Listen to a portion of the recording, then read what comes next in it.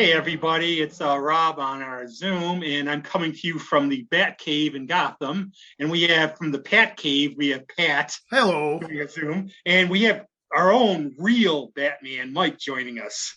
Hi there. It's a pleasure to be back. It's been a while. Yes, it's always great. You are a regular. We know, like, you're busy fighting crime, and crime's been big lately, so you're busy. Yes, in the Grease Ridge Mall, lots of crime. Oh, we can go on about that. But you probably wonder with all these intros what we're going to talk about. And yes, we're going to talk about crocheting. No, we're going to talk about the Batman movie. And I want to say just at the beginning, we don't want to be hamstrung. If you haven't seen it yet, you've got a lot of time. Go see it. Watch Lily's episode. Watch some greatest hits of Mike and Kat, and come back after you've seen it because we might have some spoilers. And I just want to let you know because I don't want us to have to say, "Oh, we have to hold our tongues." Yeah. I'm prepared to spoil the shit out of it. So yeah, it's been out for a few weeks now. So whoever wants to start thoughts on it. Well, you start, Rob. You're the point man here. I really liked it, and again, I think there's a word like detective comics, and I think for once this was a detective story. And I also like he's in year 2, so he's going to make mistakes. He's just learning, and I like a lot of callbacks they had that you would know, like the Moore Miller thing. There was like where Catwoman lives is from No Man's Land. There's all these, like, if you're a comics fan, I think you like those little touches. And the Riddler obviously was Zodiac in a lot of ways. Even that card that was a direct ripoff of a card the Zodiac sent to the cops. Yeah, okay. I didn't even pick up on that aspect. Oh yeah, he was heavily Zodiac like to tease the cops, and he sent the one card with like what was it, Pat? Maybe you know, it was like a skull or Halloween, and the thing the Riddler sends is that card sort of like with a skull on it. Mm-hmm. Yeah, he had the crosshairs in the symbol were Zodiac, the ciphers were Zodiac, because he would send coded messages, and then he would send ciphers. So it was and even the survivors who had seen him, he wore a hood, kind of, very similar to the thing the Riddler wore, and was so. Yeah. And there was like a callback almost to Batman Begins, I think, just in the plot in terms of everybody wants to flood or blow up like Gotham, like in that way, or Bane. Flood fetish. Yeah. Yeah. Well, first they wanted to like gas him with the fear gas and stuff in the first Batman Begins. I think, did Bane want to blow the city up or nuke it or something? Yeah, it was the microwave emitter thing that was going to turn the water into the fear stuff. Remember? Yeah, Batman Begins. And Rise of the Dark Knight Rises was they blew up all the bridges, so they cut Gotham off from it. Was a No Man's Land thing, and a shitty version of No Man's Land. Yeah, and and they did that on Gotham too. As well. The Gotham, and as this goes on, I feel like we forgot about Gotham like the minute it was done.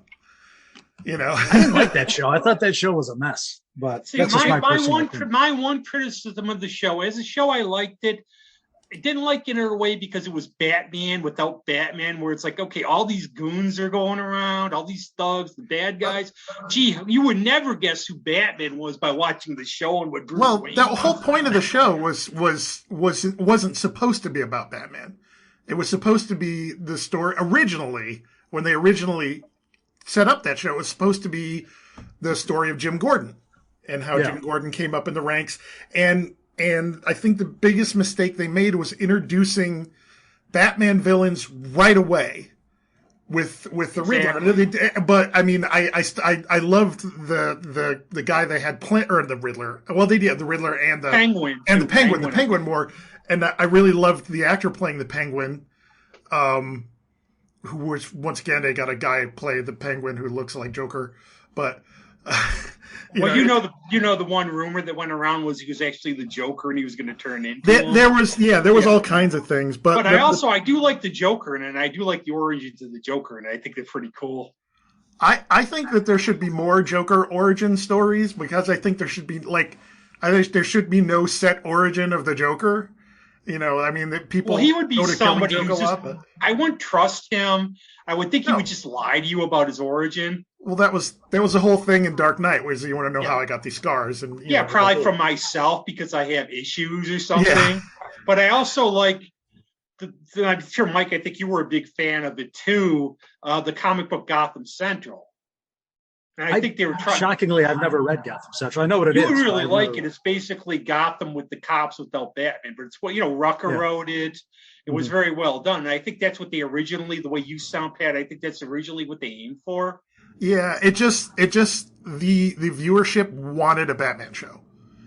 And in season 2 of Gotham, when they just started going hog wild with the crazy tone and the villains and everything, they got better ratings. So they're like, okay, well, it wasn't supposed to be a Batman show, but you can't avoid it being a Batman show.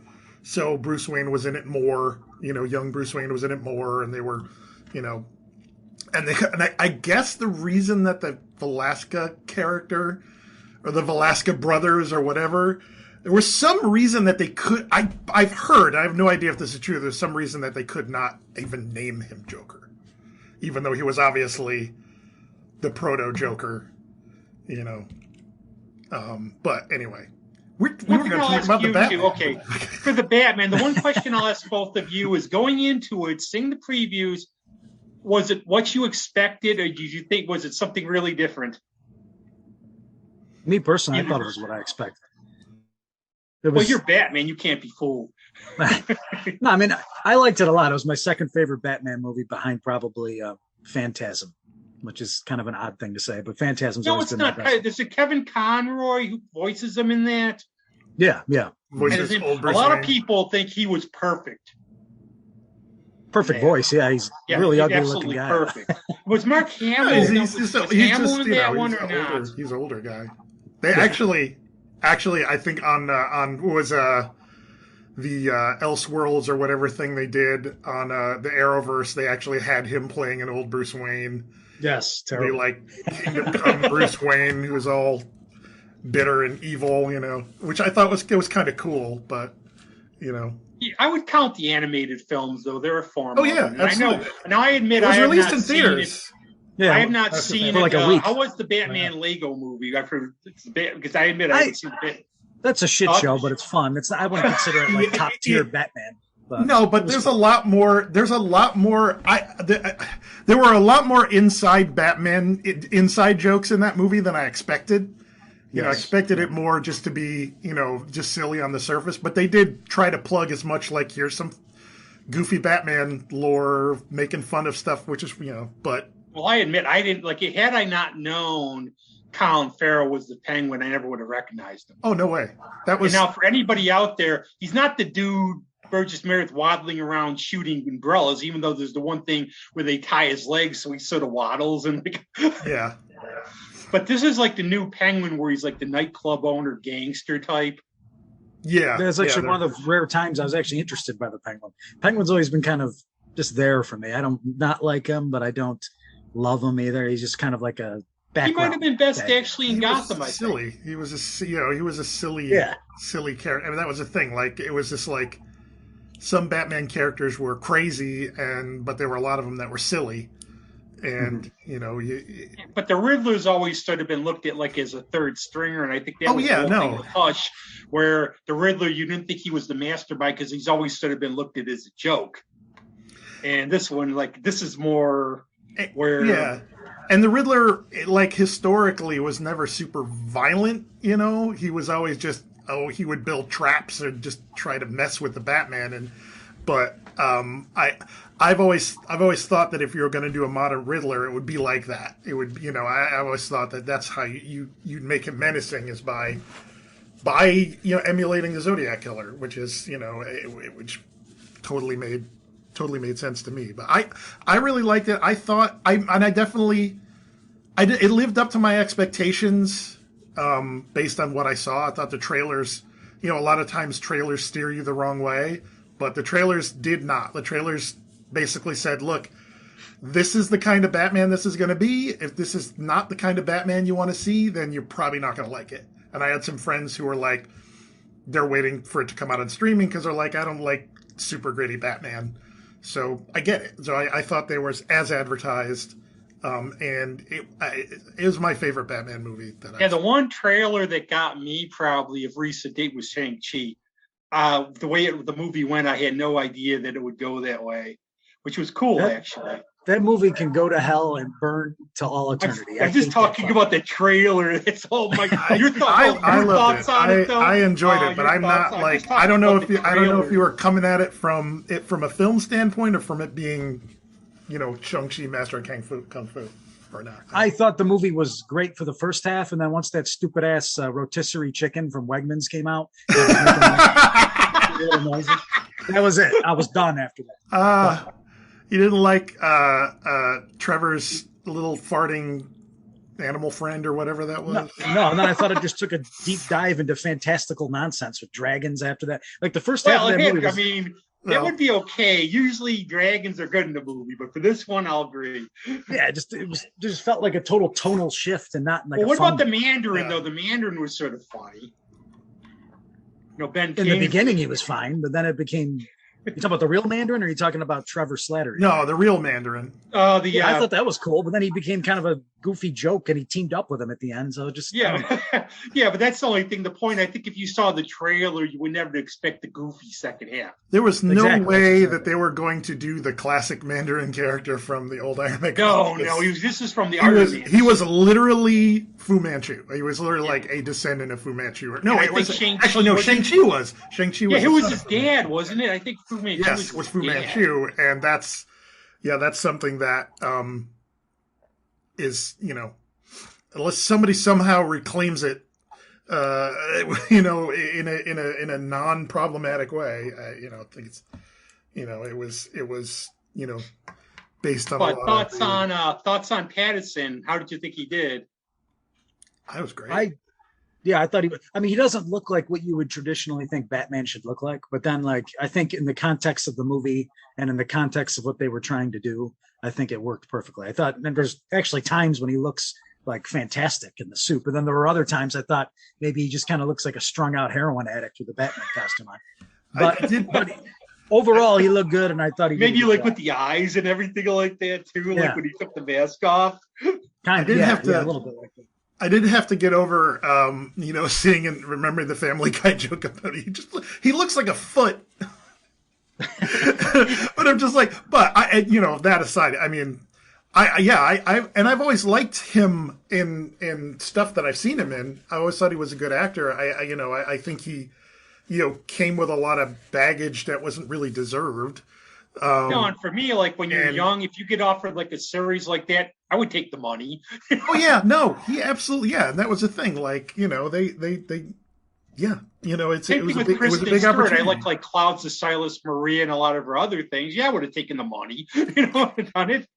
Yeah, and I think they are I think they've been transitioning into other stuff very well from that. I don't think there's too many actors who have gone on from that series. Who have done as transition as well as him, but they're Mike, have you seen The Lighthouse? No, it seems very pretentious. I hate pretentious movies. It's hard to it has a pretentious sheen to it for sure, but it is really, really bananas. I don't understand the 4:3 aspect ratio thing. It's just like there's ways to make your movie feel claustrophobic without literally jamming it into a box. But I certainly disagreed with the big mistake that Pattinson made in getting actually drunk in the scenes where he was drunk. Because it made everything take longer. Willem Dafoe was pissed at him. Everyone was pissed at him, and he basically said, "Yeah, that was a rookie mistake. I shouldn't have done that." No, I think in real life, if I had to share a lighthouse with Willem Dafoe, I'd be drunk too. Oh yeah, well, if Willem Dafoe, if he gets naked and stands in front of the lamp worshiping it, yeah, it's as a kind of a cosmic horror film. Which it kind of is. It's interesting, but it's one of those whether or not it's really happening or it's all just. Now, the criticism I had heard about the Batman too, when what are you going to do? That's sort of long. I didn't feel the length. I mean, it is long, but I didn't feel it when I watched it. And even when I watched it on repeat viewings, it didn't feel long to me. But I'm also emotionally attached to the material, so maybe Yeah. just Joe. No, I Joe agree. Schmo I, might think- I made the Yeah. point that, you know what felt long It's like to extra me? cake. It's like, I'll take Yeah. extra cake. You know what felt That's a long great to aside. me? But I get The it. Captain America movie made like 89, 90 with the Italian Red Skull that was an hour and 20 minutes because it was so bad. That felt I've seen long that to me. movie. Well, yeah, yeah. When they make movies, when they puke out movies just to keep the rights, those movies are going to be like 88 minutes long because that's And I also the think least sometimes they can when you put get them out at. involved- when you get involved in the world and in the story, the time goes by. Yeah, Yeah, You know, that's the thing. When you're really involved and invested in the character, you're like, give me the longer version. Even I want more. yeah. No, it's true, and I think that the biggest thing I hear from Batman fans who enjoyed the movie was they didn't feel the length. I think there's, to me, the only part where it felt a little draggy was there's when it after they catch the Riddler and it goes on to his final plan, just for a minute, because it when they catch the Riddler, it has a real final feeling to it. But obviously, once his January 6th people, and the Riddler people that he puts, but I think didn't the movie take place basically over just a week too, if I'm not mistaken? I Yeah, think it takes like it place from starts at it's over by November 7th or so. yeah. yeah, because it goes from Halloween to Election Day. So Yeah. Here's my it's thing about literally a week. while we're talking about the third act of the movie, I've seen a lot of things where people are bitching about the fact that like there's an action scene at the end that it ruins the movie. That's the dumbest thing I've ever heard. Like this big article from IGN came out that said Oh, the God, third act of the Batman ruins the movie. You're gonna have the movie end with that conversation that they have. That would be the most anticlimactic nonsense Yeah. I've ever seen. Yeah, no, Plus it would learn nothing They at the missed end. the whole point. If you missed the whole point of the whole Riddler plot, and where it kind of falls apart from his plans with his, revealing that he legitimately thought the Batman was his partner, which I thought was a great twist. I thought it was a fantastic twist. And actually, let me ask you this, because it's a question that some people have, and I thought, do you think the Riddler knew it was that Batman was Bruce Wayne? I don't personally. I don't either. But see, now that's the one thing on the trailer that is misleading. Where it Oh, sounds absolutely, like which I thought was great. Because Which I was That was a good idea. it Plus, kind of I've always bummed me heard out. How many stories have you heard that never happened, where there was going to be the Riddler in a movie and he was going to find out who, like the idea after Dark Knight, they were going to hire him to find out who Batman was. Yeah, there's been and so many there've of those been- things that have never happened. It would make sense, though. The ultimate riddle. Yeah, and that was to me. I always thought, and like I said, I'm certainly not as versed in a lot of the comics as I probably should be, and I do intend to go back and read a lot of stuff because I do love Batman, but I always really thought that the way to that the Batman could break the Riddler was just to pull his mask off and just go, because we know that you want to prove you are so smart that you will figure out who I am. I'm just going to spoil it and tell you I'm Bruce Wayne and see what that does. And I just thought a scene where the Riddler just deflates and goes, like, you just ruined it. You ruined it. What am I going to do now? I have nothing. And we're like, interesting idea. all right, we'll just throw you into Arkham and you can think about what you're doing.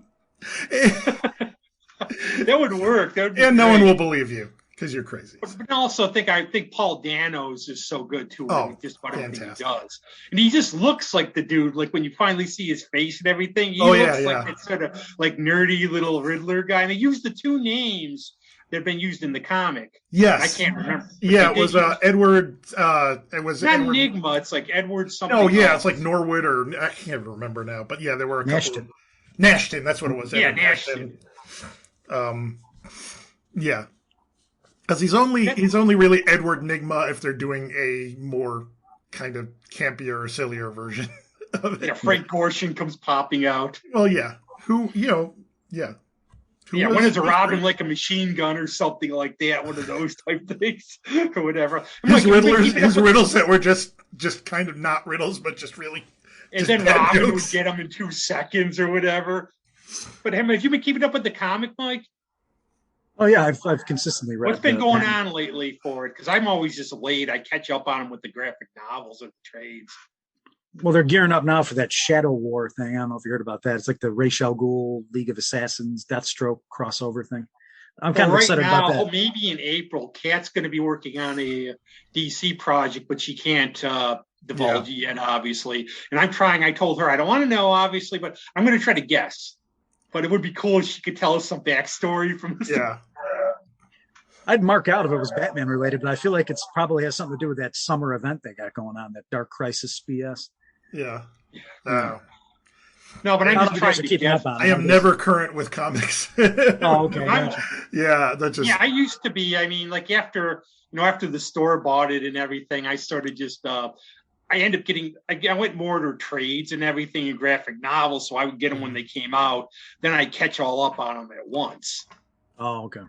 I'm a Comixology guy, so I subscribe to them on there, and then they. Oh yeah, no, I think that's the best way to do it if you're an avid reader, is just you get them digitally and you can read them without the annoying trappings of collecting. Oh, the bagging and boarding. Yeah, bagging and boarding, and I had 2.5 long boxes, and at my last just 2.5. That's all I had. I was not a big collector. I collected very, very briefly in like the mid 80s, but I still had a bunch of stuff and it wasn't really worth anything. And I just left it like at my last, we left a lot of stuff behind. And I think as long as you have it off the floor and stuff, you don't have to be totally crazy with it. Oh yeah, no, I just what small amount of a collection I had. I just didn't want.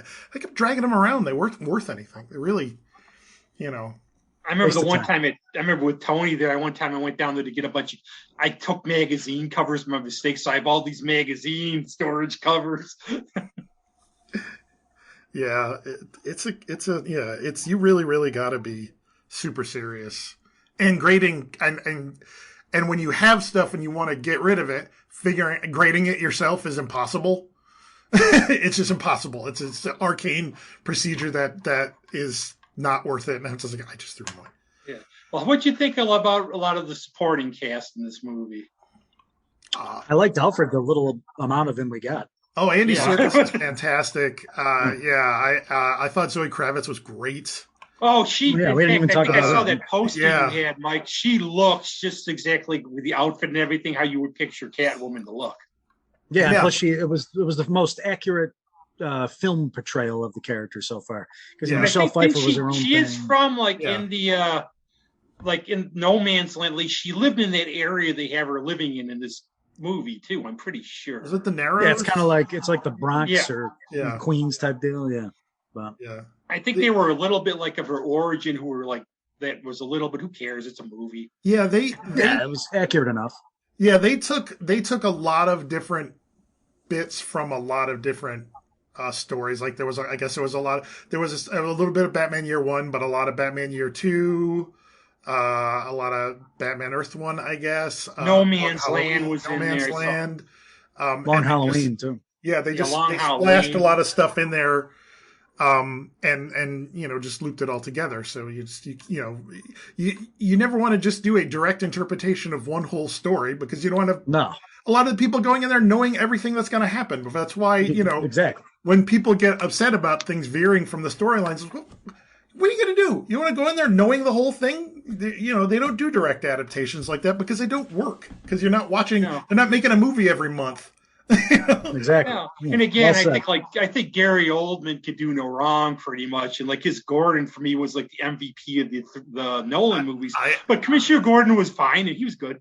I think Jeffrey Wright and Gary Oldman are like they're both like it's just like. Yeah.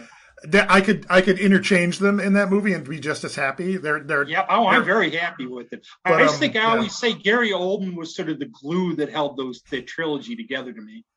Yeah, it's just my opinion on that. I thought he was. I think that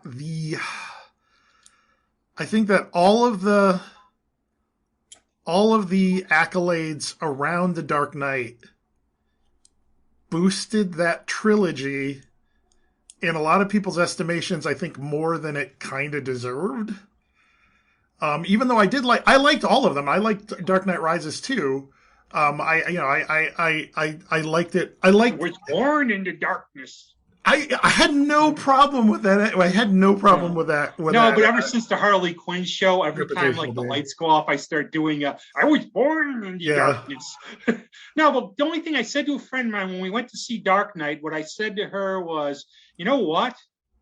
Take this plot, get the superhero stuff out. This could be a James Bond movie. Yeah. Batman was barely in Dark Knight. People say that's the best Batman movie. I think that's one of the, I hesitate to say one of the worst ones, honestly, because it's a Harvey Dent movie, obsessed with him, with Batman in it for literally about almost an hour out of the 2.5 hours. And that's another thing about the Batman was that when you look at all the Batman movies, how many of them actually focus on the character of the Batman? This is the only one. Very few. There's a story. I don't know if it's true or not. Focuses on the Batman, not just focusing on the villains and having. If anybody knows the veracity of it, the story was like with Keaton that he said he left to do multiplicity, but the story was with Keaton is he was really unhappy that in the second Batman movie he had like 20 minutes of screen time. Basically. Yes, yeah, and I think that he wouldn't have done it without Burton. I have a feeling that he wasn't going to. Either way, I doubt he would have done it without Tim Burton. Sometimes, like movies, there's a moment in a movie where you're doomed.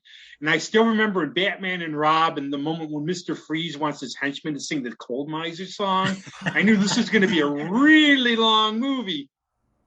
Yeah, that movie came out when I was a kid, so I kind of enjoyed it at the time. But it's an abortion now to watch. the other one I'll admit it. Talking about that, another one that's aged really badly for me was Batman Forever, and I didn't think Val Kilmer was bad, but now the Riddler drives me crazy. I can't. That was the height of Jim Carrey madness, where Jim Carrey was just Jim Carreying it up in every movie he did. He was playing Ace Ventura basically in every movie.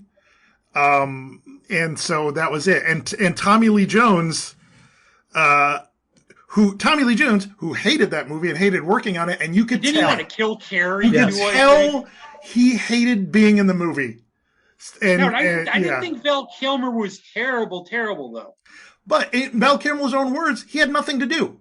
He had nothing to do. He even in the documentary he talked about being Batman, how he was looking forward to being Batman, but he's just like, half the time I'm in the suit, I can't do anything because I'm in the suit. And the other half, I'm Bruce Wayne, and I can't do anything because I'm just a boring. It's just like I had nothing to do in that movie. Didn't the movie change an awful lot too? Because if Keaton was going to do it, Rene Russo was going to play Chase Meridian. Wasn't Robin Williams going to play the Riddler? There was always talk about there's so many rumors going around. There was talk about Robin Williams playing the Riddler. There was talk about Chris Rock, I think, or playing Robin, or I thought it was Marlon Wayans. Marlon Wayans was another one that was gonna play Robin. But I don't know if any of that. Like, the thing is, when movies are in development, people throw names around. They just throw names around, and more often than not, you hear these names associated with, and there was never any offer or anything ever officially done. Thoughts on, do you like Robin or not? Would you prefer to have Batman without him, Mike? Pat? If they're gonna do Robin in this new series, I think they should. This is kind of a weird thing to say, but I think they should do Damian instead of Dick Grayson. I think that makes more sense with this version because the whole circus thing is such an outdated, almost like antiquated concept. I don't think it would even work in modern times. I know there's circuses now, but the way that whole origin plays out, I don't think it would work. I feel like the problem with Damian is Damian carries the Ra's al Ghul baggage with him. Yeah, but you can argue that he met Talia when he was training, had sex with her. Yeah. And then you can show that in a flashback or something, Yeah. They didn't really tell you how he trained in this. They kind of said, they haven't gone. Yeah. Who knows? I think that my issue with Robin was the whole character was born out of the comics code. Like when the Comics Code came along and sanitized comics, that's when Batman got silly. I mean, that's when he stopped killing people, which is probably not a bad thing. Remember, he had a gun. Remember when he carried around a gun? He actually had a gun when he started out. He carried a gun. The comic books code changed that whole aspect of the character, which probably for the better, but they also added Robin to lighten the thing. And the thing about Robin is how do you put Robin in that costume? Even the colors are basically so guys will shoot at him instead of you. Yes, it's hard. It's a hard sell. But then if you go like, well, we'll just make him Nightwing, and we're like, well, you're, I don't know. I'm sure there's a cool way to do it. That'd be interesting. I think maybe the concession or whatever would be maybe like going to Jason Todd. Going right to Jason Todd, who was, he was this, street kid who was a badass street kid who, Bruce has to kind of, well, Stan Lee famously said that he didn't like sidekicks. He thought it was absurd. That's why sort of Rick Jones was the go-all sidekick at Marvel. Yeah. I just think there's no way in justifying. I think there's no way in justifying in a modern movie endangering a child like that unless the child was raised to be like an assassin killer. Yeah. That's why I get the idea of Damien, but like the Jason Todd thing, where like this kid's gonna want, they did have the kid who plays Tim Drake on Titans in the gang in the very beginning. He's the kid with the half face who winds up not beating up the guy, mostly because Batman interrupts the whole thing, but you can tell he's a reluctant gang member in the beginning. Which I thought was, also probably just a coincidence. But just to be honest, for the sidekicks, I think one of the reasons they had them was just because the readers were a lot of younger boys at the time, and they wanted a guy you could relate to. So that's why, like, you had Speedy and Toro and all these little Aqualad, because you wanted somebody. It's like with the Doctor, how you always have like companions, because how can we relate to the smartest guy? Well, you can, Mike, you're Batman, but how can you relate to the smartest guy in the universe? So you need people to ask questions so the Doctor can rescue them and everything. Same with Batman. Yeah. I think that weirdly enough, the best way they incorporated the Robin outfit was in Batman Forever. It was basically like basically the same outfit that Dick Grayson wore in the Carnival. Also, was just like, hey, I'm going to wear who's not going to know who I am? If you're a fan of the trapeze. It always got me like who the hell's a fan of trapeze? I don't know, but I'm sure there's some people out there who are, I'm a trapeze connoisseur. I think people do amateur trapeze, or there was a thing for a little while. Oh yeah, no, but like you mean like what is that? Where they do the urban version of it, where they're jumping up on things, parkour, right? Parkour. Oh yeah. Parkour. You know what he would be now, though. You know what Robin would be now, though. Wouldn't he be an extreme sports dude? I guess. I mean, that's kind of like kicked in the nuts on Jackass or something, or one of those things. So there you go. So now I know your theater in Malta there. How have you noticed how the audience has reacted to this movie? I haven't seen people come out of it talking about it, loving it. I mean, I don't really stand outside of the theaters anymore because I don't clean the theaters after. But you did make that great ad though when you were doing. I love that still when you're doing the sweeping. Wait, what? What do you mean? I saw that one ad when I was in there where they had before the show, and you were in it. You had the cameo. That was a long time ago. Well, I am almost like we are the same age about, but I do remember. So. We're not the same. It sound like you saw it last week. It's my show, so I'm like whatever age the guest is. Oh, okay, all right. I was telling Lily last week. It's like, we're like both mid-20s. All these guys are old, so they know your father. Rob's 25. I went to Empire for 25 years, just about that before it closed. Yeah. That's pretty cool. There you go. It's amazing. I was there since I was a kid, but I was on and off. I wasn't consistent. Well, your dad went in there, didn't he? Wasn't that like a lot of people, how they came in was because their dad? Your dad went in there first, didn't he? Yeah, he was my gateway to the place, yeah. That's what it always is, I think. It's like I found like a lot of people, it's like with musicians, like you get in because your father collected or somebody. Out of all people, it wasn't my dad. My mom was a Silver Surfer fan, so I read comics from her first. That's interesting. How I got into That's it. cool. And then and like a lot of people criticize the Batman TV show, which we talked about, but remember, that's how the character was at the time. He was a goofball. Oh, that's my dad's favorite Batman. That was a continuation of that comic books code kind of version. And you know what? When you get older, it's funny. I mean, the first season especially, you get all the in-jokes and all the stuff and everything. And the villains at the time I thought were done really well. Oh, yeah. Yeah, they were as goofy as they made them in the comics. But the thing I just don't think we live in a world now where you're going to get a Batman movie that is fun and goofy. Like, it's never going to happen. Like a live action Batman movie that's just like this fun, goofy thing. I don't think you're ever going to get that again. What you thought of, now this is a true story. I think you know this, Mike. I think probably you would know it. Originally, they wanted to do, this is like 1980, they wanted to do a musical with Bill Murray as Batman.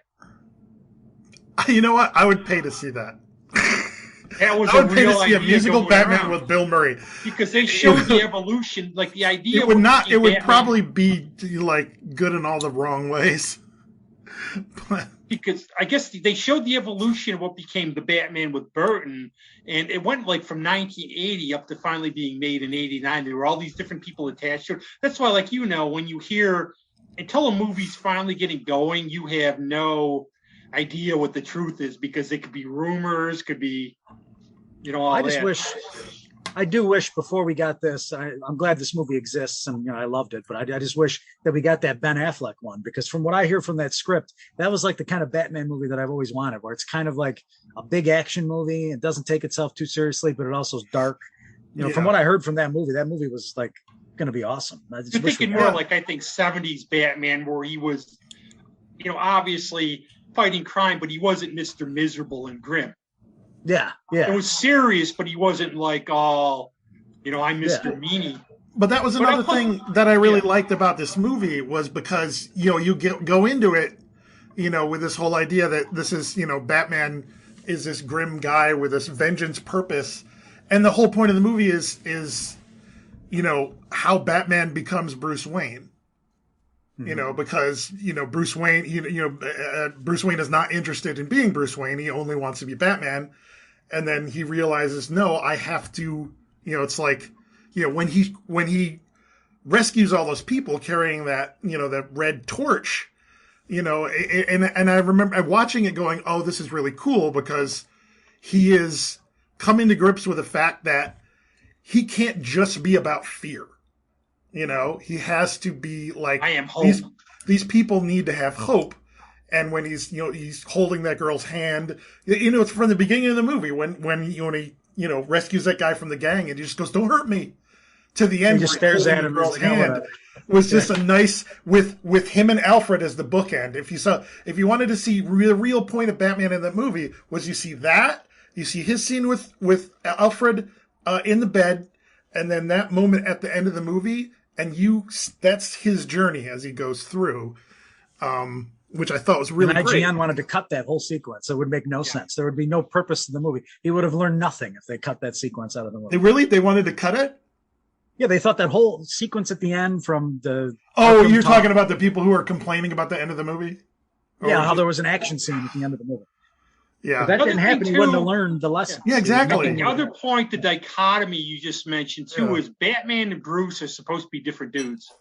Like, you're not supposed to meet Bruce and go, oh, this guy's bad. They're different personalities. They're supposed to talk different. Mm-hmm. And some people just don't get that. Some people do in terms of playing them. Do you think we're ever going to see Bruce Wayne's two other personas? Well, I never prescribed to the thought that Batman is his real personality. I always thought there's multiple sides to every human being. The Bruce Wayne persona is him too, but it's just like the fun side of him. And then the Batman side of him is his, you know, his brooding, dark side. You know, I never prescribed to the fact that he's faking it the whole time when he's Bruce Wayne. I think the idea of him pulling himself out of his, you know, constant moroseness to be a human being during the day when he can, you know, I think it's, you know, one of those things where psychologically it's probably better for him. Yeah, exactly. But Alfred always tries to get him to do it too. Like, go out, do something. Yeah, he was. You want me to I just wonder if we're ever going to. Like with Catwoman, the line about dating a criminal in Dark Knight Rises. At this point, I want you, as long as you're going out. But one of the things like that too is like one of the best depictions was in Bill Willingham's Robin book, where there was this thing, because one of the things I loved about Batman is the guy's prepared for everything.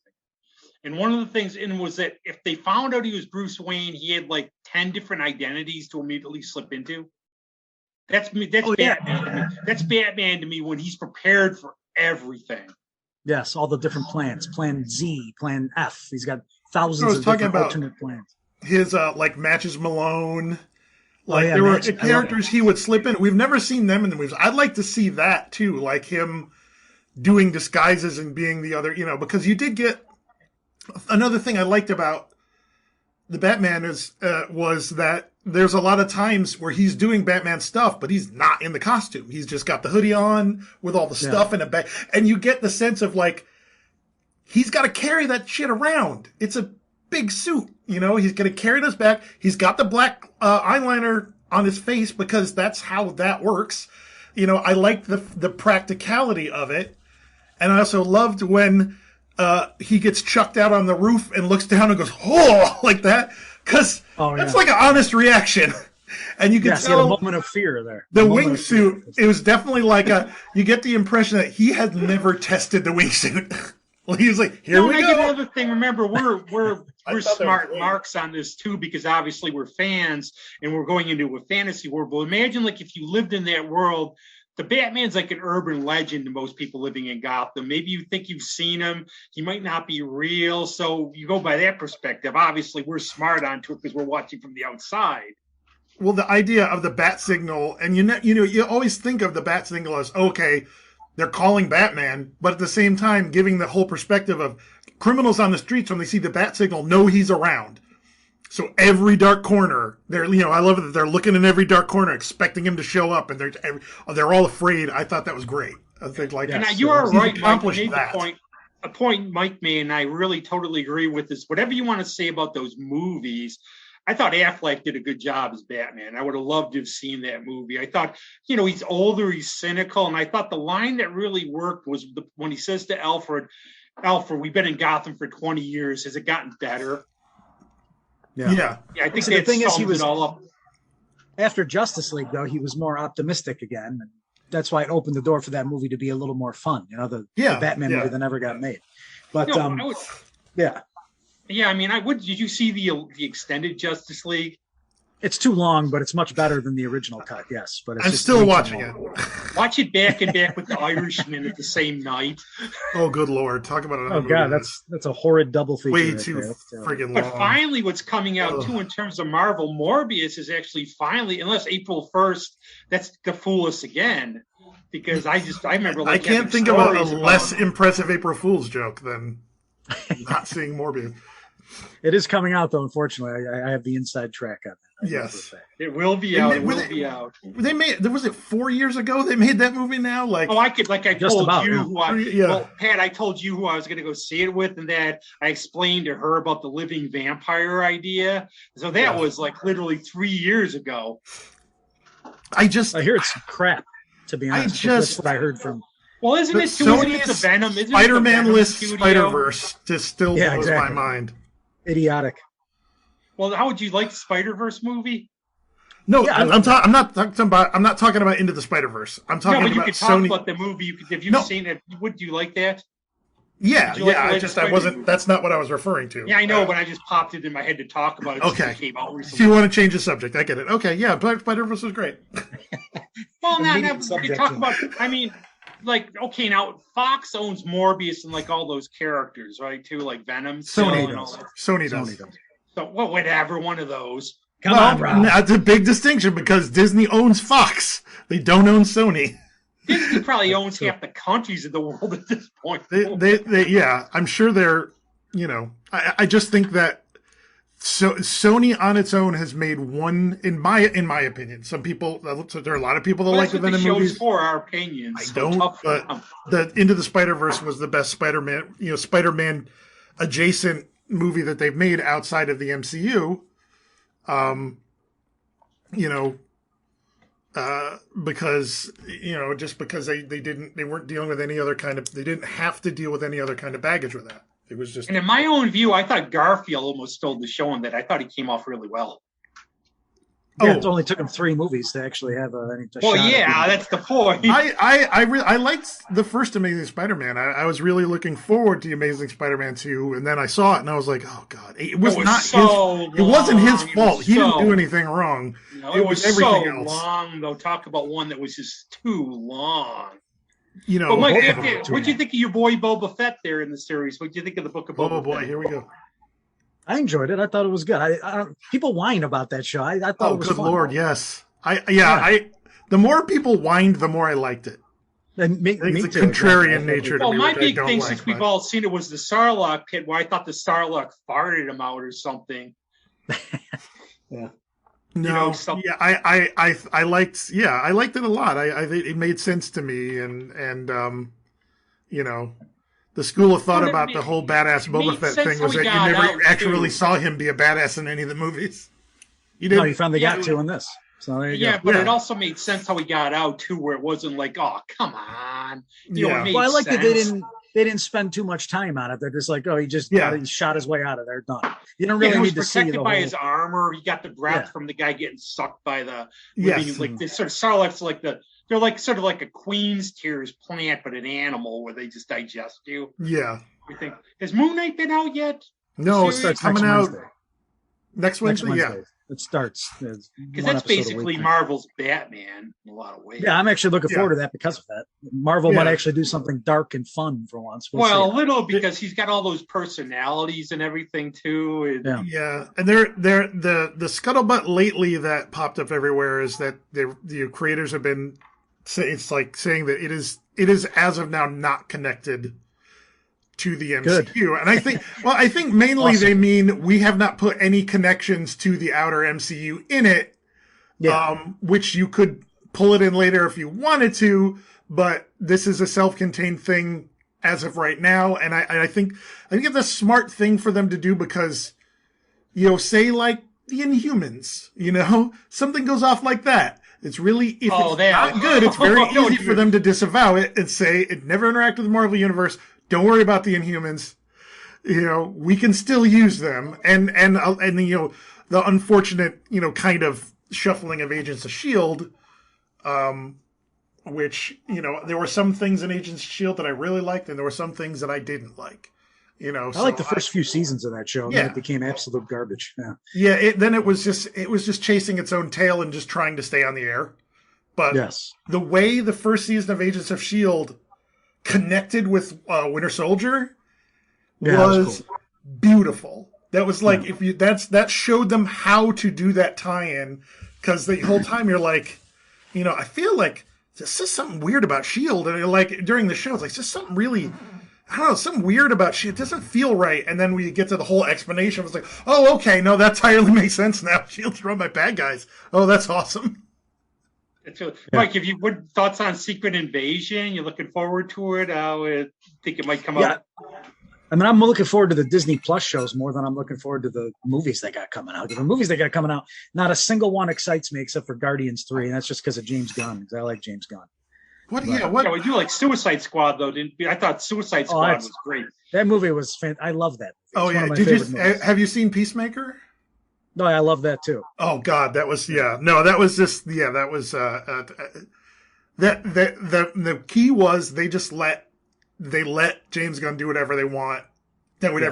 The only things any creators that work with ever say no to is either utilizing characters that they have plans for, characters that they don't have the rights to. Like he really, and I it's a shame because he wanted to put Rom in Guardians 3.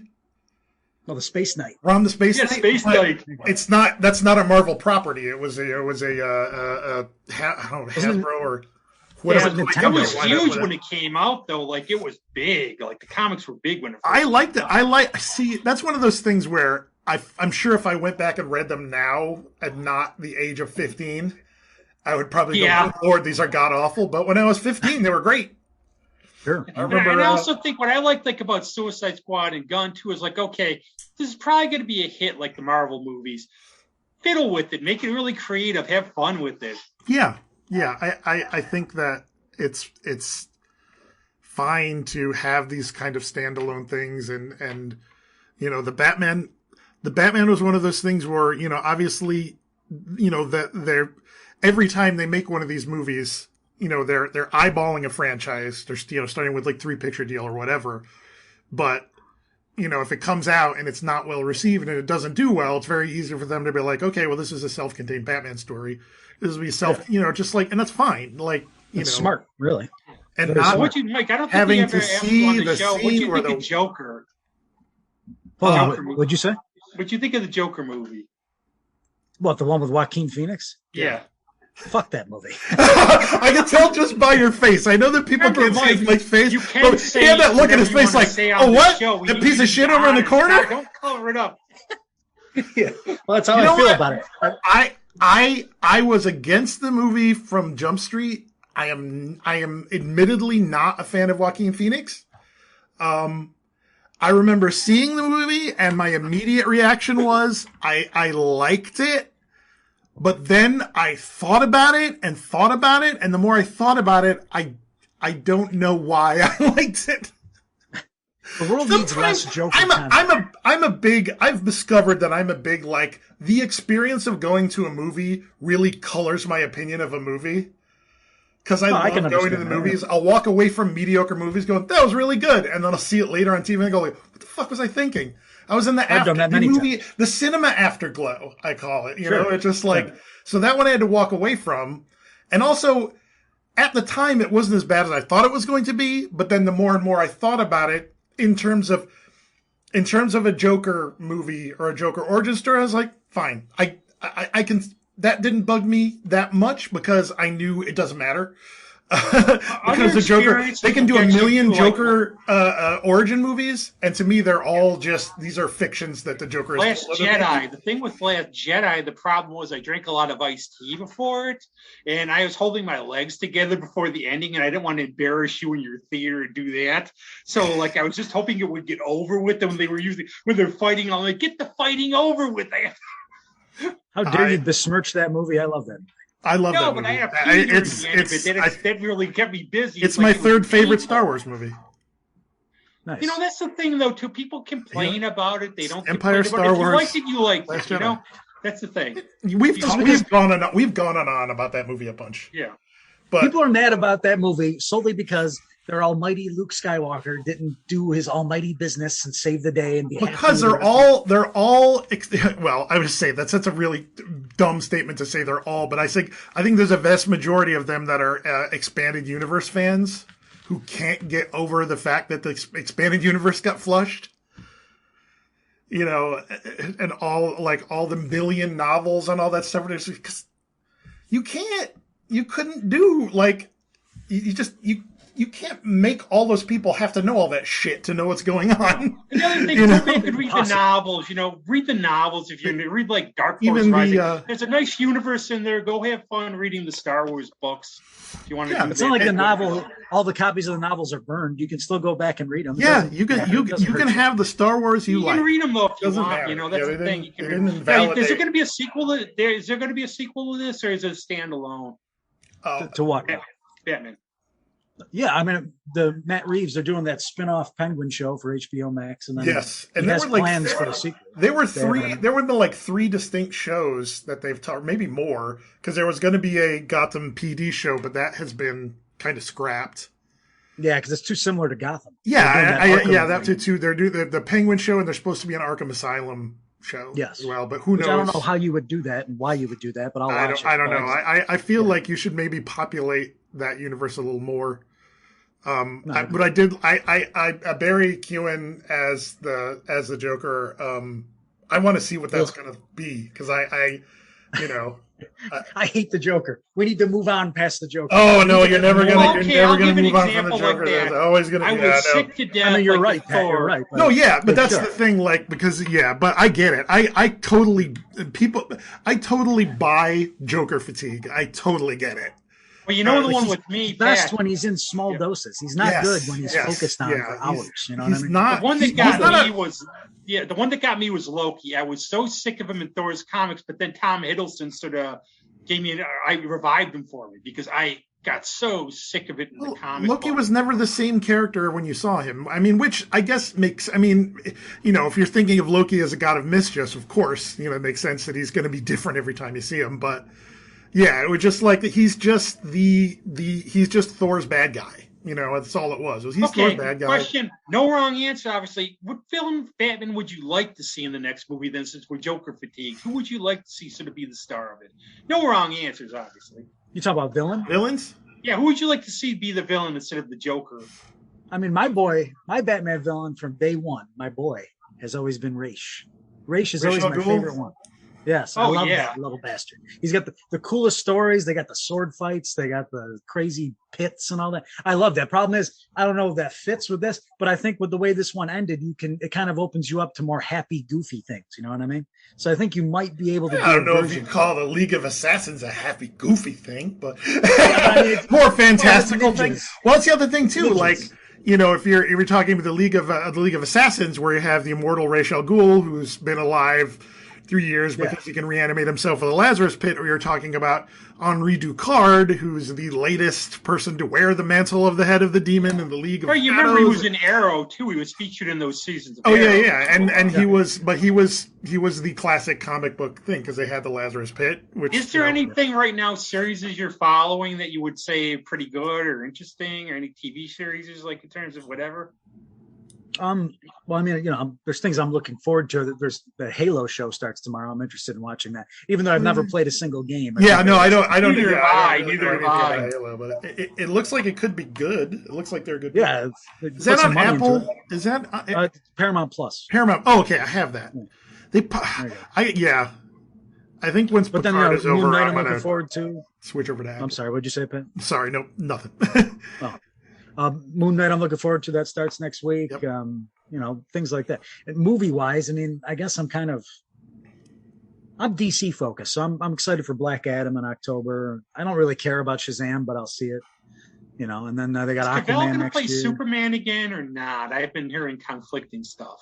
I heard he might be in Flash, but that's the latest rumor. Yeah, I mean, the last official thing about Cavill was that he was done. You know. Yeah. I don't think anything's been about Shazam, where at the end Superman appears. It's just the dude holding the tray. Was there some kind of like? Yeah, it was like a stunt double about that. It was. I think it was supposed to be him, but it just didn't. It was. For whatever reason, it just didn't work out. And I think that was the point. I think where they were shaky about the DCEU even being a thing. But to circle back to the Batman villain thing, I would like to see Raish, but I would like Hush too, because I think that they set up Hush in this movie. Yeah, but the reporter's last name was Elliot. That Thomas Wayne. Yes. Yeah. Oh, that was another thing. That's another like fan theory is that the reporter is the Riddler's father. I didn't get that, but I can see I didn't get that at all. I mean, his last name. I can see that being a thing, but I feel like if it was, it would have been more. They would have been more.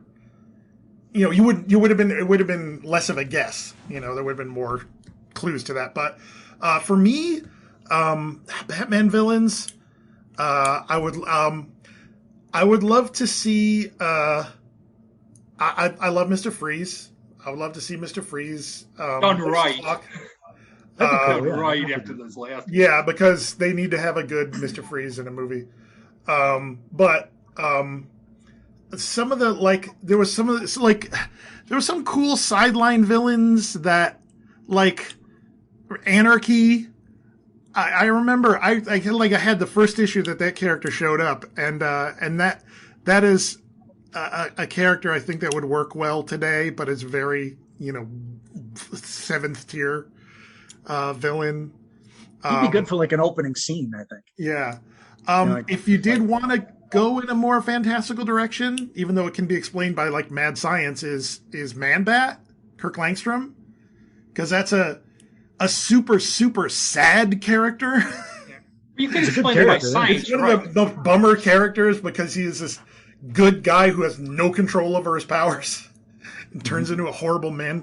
Sort of like the lizard in a way, in a lot of ways, and sort of like their version. Yes, he was a very kind of the lizard, kind of tragic figure, or Clayface, or do a version of Clayface would be kind of cool too. That was the other thing from Spider-Verse. Daredevil was in that. Wait, what? What? Wasn't Daredevil in that? No. No. Greg said not it in the was. Spider-Verse. Greg, No. Greg said he saw him. So I Okay. wonder if Greg was not feeling well. I don't know. I don't recall Daredevil being in. Me neither. I've seen it quite a few times too. I don't think he's in there. I know that Matt Murdock was in No Way Home. I know that. He's a very good lawyer. Was, thank God. Which I thought was one of my favorite gags in that whole movie was, how did you catch that? I'm a really good lawyer. And I think too, and I also like the other things about that where there's things like with this movie, if we're fans, we pick cool stuff up, but if you're just a casual fan, you're going to enjoy it too. Yeah. Sure, yeah. I think Batman has a lot of casual viewing appeal too, because he's the heart of Batman is a very easy thing to get, you know. Yeah, he's my favorite character. I mean, that's I think he's my favorite of the like old school superheroes for sure. Batman. Yeah, and he's aged better than Spider-Man. Before Spider-Man was always my favorite, but I think the comic book I lost interest with it, and I still like it. But how dare you? What would you do? Is you didn't answer your own question? What would you do in Batman? What would you want to see? I admit he's been on Gotham, but I just like him as Hugo Strange. I think he could be like a really good puppet master. I think he could be a really good puppet master, manipulative type of guy. Mm-hmm. And he's different too, because he's like this weird scientist. So you could bring in like a Man Bat, or you could bring in even Clayface or something.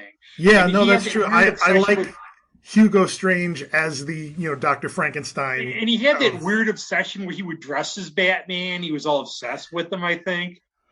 There were many different kind of faces of Hugo Strange, I think, over the years, but I did like B.D. Wong in Gotham as Hugo Strange. He was creepy. He does creepy really well. And I'm thinking Peter Dinklage because he can act anything pretty much. Yeah. He's pretty much Hugo Strange in the Jurassic Park movies now, too. He essentially is a sniveling bad guy all of a sudden. So. Yeah. But I think we're probably Mike, we could go on like for 3 hours with you on this kind of talk. It's like it goes so quick. Yeah. I mean, I can whatever you guys want to do. But yeah. We'll have you back in April. Hopefully we'll have Kat on too. She's like always overworked, busy, but she loves being on. Sure, I'd be down for that. Yeah, and otherwise we'll have you on. Genuine comic book personality. Like she's our real life link to the business. Working for DC. Plus, not only that, she did an alternative cover for one of Emilia Clarke's comics. Oh wow! So she had contact with her. I take it. She hasn't told me any of it. She sort of told me after she did it. I have no idea why. She doesn't trust you to keep your mouth shut, Rob. Yeah, blabbing everyone around. The idea that she might, on some level, have some kind of contact information for her is probably something she wants to keep away from you. But the one she did, the one Black Hammer that she did, it's calling to be a movie. It really is. I know. It's like literally, it's like a movie. I would say it'd be like perfect for a movie. Yeah. I just got to know what DC stuff she's doing. I'm dying to know. It's a deep dark secret right now. Well, she'll tell us when she can tell us, I guess. Yeah, that's the thing. You don't want anybody to get in trouble for a little show like ours by blurting something out, and then it's on the, on the net all over the place. Yeah, well, hey man, you could be breaking news. Get us millions of views on this baby. Yeah, you go viral at the cost of your friendship. We've had like people release their videos on this before anybody else, but I'll tell her. Yeah, the Faustian bargain of the internet is you want to burn your friendship. We could become a much bigger show with a bigger audience. Sell the soul. I would never sell the soul. No, I would never do that. I know. I got you. Have some morals. My Pat. This is like out of the blue, and maybe Mike, if you want to guess, we can all guess like what she's going to do, and then we'll see if we're right. Okay. I don't think it's Batman. As much as I want it to be. Yeah. I don't think it is. Yeah. You think maybe it's more for their big crossover, like you said, like they need another I think it's a mini series related to the crossover. I think that's my prediction. I just don't know what characters. I don't even know what the big DC titles are even right now. It's another Crisis. They're calling it Dark Crisis. Oh God, that's the big. Yeah, it's bullshit. The storyline. Every 3 years is a crisis. Yeah. The crisis. Too many crises. The crises. Yeah. The whole point of Crisis on Infinite Earths was for them to only have to do that once. Yeah, what do you mean at this time? Crisis on Infinite Earth 30. But, to be fair, I mean, comics, in this day and age, where people seem to really, really want continuity, even if it at the cost of telling good stories. I think that people need to get over that. And I think it goes like this, Mike. You weren't there for this one, but there's the one story when X-Men came out at Empire. I'm sitting there talking with some of the guys in there, and we're saying stuff like, okay, Wolverine, he should be an inch shorter. Then we all of a sudden look at each other and go, no, they're not real, right? Yeah. And Tony would always say to me, it's just a comic book. Yeah, Tony was always the voice of reason in that store. It wasn't hard considering the people who went in that store, but... I don't know if it was on this show or when we were talking about Harry Potter, and I pissed off some friends of mine on Facebook because they were having an argument over if a Hufflepuff would do something, and it'd say, of course none of these people are real, and they got so mad at me. Isn't that like, okay, we're our own stereotypes? We are what people think nerds are, where we're like thinking, okay, it's like this is not real, or I think I'm not that. The lightsaber should be blue, or and I'll be the nerd that I complain about all the time, and it drives me insane when I will get these things. I've been watching a show on Netflix that's a fantasy show, and they have elves with horns on their heads. And it's a good show, and I like it. The elves have horns on there. Every time I see it, it drives me insane. Of course, elves have horns for some reason. I'm like, who cares? Why does that matter? They're not I think, like, real. some of your reviews, Mike, they get because you're honest about them. I think they ruffle little feathers sometimes because you just tell it like it is, which is great. That's why we love Anyan. But I think you ruffle feathers with some of like the community there, like people like that, just because you just say it. I hate people who are easily offended. I get some people are touchy. That's how you want to be, fine, but just don't interact with me because I just can't deal with that. I cannot deal. I've dated girls who are just easily offended by everything, and it never works out because I'm just I speak my mind, and within reason. I'm not shooting out the horrible things out of my mouth, but I speak my mind. Yeah. And I do think there's that little vein for this type of thing where there's those people who go into any movie and they're going to hate it just because it's cool. Oh, there are some insipid reviews of the Batman that are, challenging, problematic elements of the story and this and that. And they're all things that are inherent in the Batman story that, like, if that is something that bothers you, these are not the stories for you then. And all we want to do on this show is like have a good talk. All of us have fun doing the talk, and hopefully, like, for an hour or so, somebody can watch it and have fun watching it. Yeah, that's all we want to do. Or listen to it, you mean? I don't think anyone's watching. I hope no one's watching it. My face is too big on the screen right now. No, we're not like faces for like video, pretty much on this show. Except no. But that's what it's for. I do. Just so you know, just in case, I do have access so far to all the video of this. They are in. I have not excised them from my hard drive. We do have Mike, but I am going to probably soon because I'll need to make room in my hard drive, and they're just taking up space. But once the Zoom file gets sent, it's all... No, Mike has nothing to worry about. Yeah. Rob and I... We might use you as the face of the show. Mike has nothing to worry about. Matter of fact, I just blank everybody else's face for Mike. Mike can be the poster boy of our show. He's... Well, I appreciate that, but don't sell yourself short over there. I mean, we had like people like on the show asking, are we on camera? And Pat goes, look at the cast. Probably not. Oh, man. But cool, man. Self-esteem, gentlemen. Yeah. It's always a pleasure, Mike. And we could go on, seriously, what we talk about, we could go on till 8, but I have stuff to do. You have stuff to do. Yeah, no, I got to, fans. I had fun. Thank you for having me on. The other thing I would say, Mike, the last thing is if you've not, there's a book called All the Marvels out. If you ever have a chance to look at it, a dude read every Marvel comic in existence. That could be interesting to read. Going back to like the old romance comic days, everything. Every comic from when it's from the onset of Marvel. From when it's 2019. Jesus. So, which is kind of cool about.